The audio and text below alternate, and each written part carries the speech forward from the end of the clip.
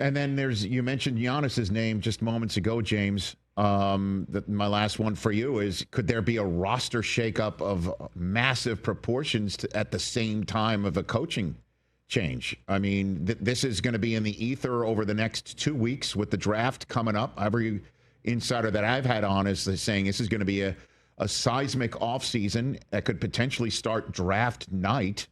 That's right around the corner. How do you do this hand in glove if Giannis does sort of raise his hand off camera and say, I want to go to the Knicks? I mean, or you can't do that because you're changing your coach, right? I think there's a lot going on, and you're 100% correct. I think the big thing when it comes to Giannis, I think he would have to come out and tell the Bucks, hey, I only want to go to New York, and if you don't trade me to New York, I'm not re-signing in 2 years. And Giannis does not strike me as a guy like that.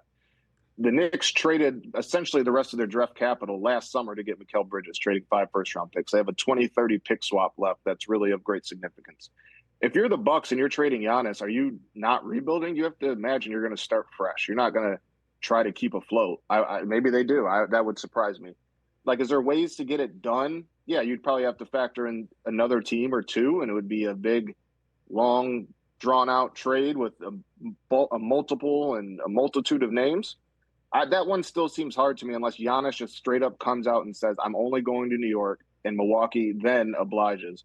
But you look at somebody like Kevin Durant, like, is that possible?